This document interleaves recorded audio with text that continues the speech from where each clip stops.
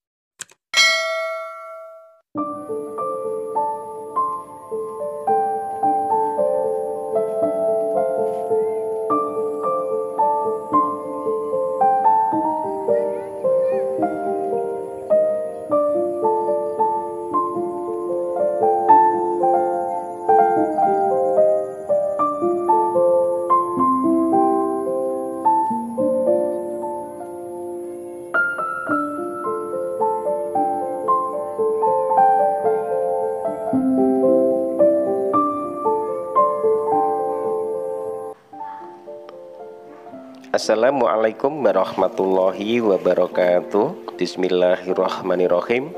Allahumma sholli ala Sayyidina Muhammad wa ala ali Sayyidina Muhammad. Berjumpa kembali dengan saya Heri Petani Indonesia. Teman-teman, pada kesempatan pagi hari ini di tanggal 25 Agustus 2023, dan pada kesempatan kali ini teman-teman, saya akan melakukan penyemprotan tanaman cabai saya yang usianya 3 hari setelah pindah tanam teman-teman. Karena di tempat kami yang biasanya kota hujan, setiap hari diguyur hujan, ini juga sudah 1,5 bulan sama sekali tidak ada hujan. Kemudian tanahnya sudah sangat kering sekali.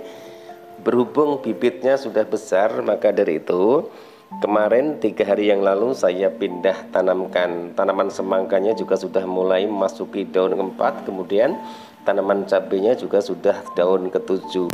Dan saran buat teman-teman yang di daerahnya tidak ada sarana irigasi, kemudian tidak ada sungai, menanam tanaman cabenya itu di kebun, usahakan jika musim kemarau yang panjang dan tanaman cabai itu baru dipindah tanamkan, usahakan penyiramannya itu menggunakan alat kocor yang pertama. Kemudian yang kedua, bisa menggunakan selang disemprot dari atas.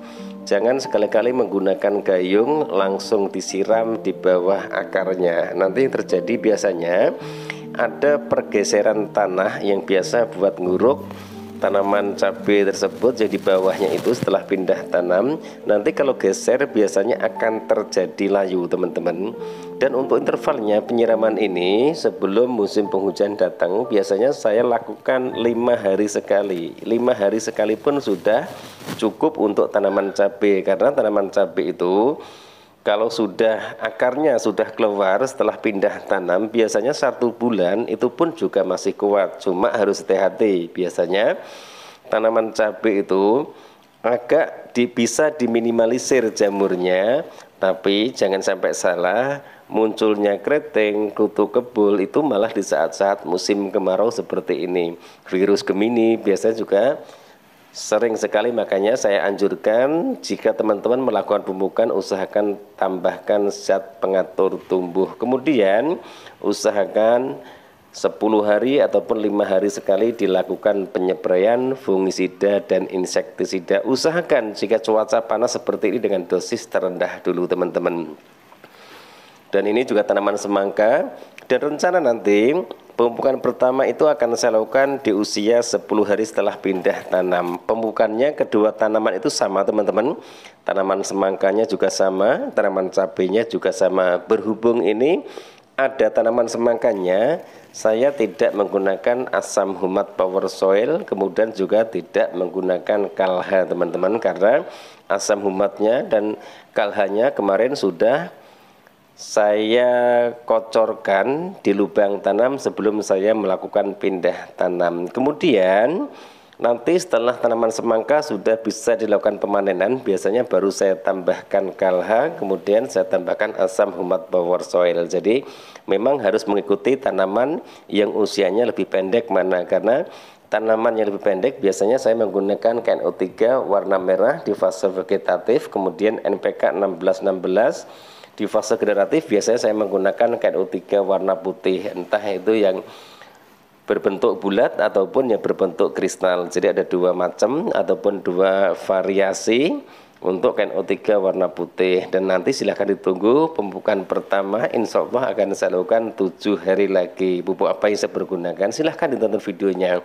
Kemudian langkah-langkah ataupun pemasangan bambu itu usahakan yang pertama sebelum dilakukan pindah tanam.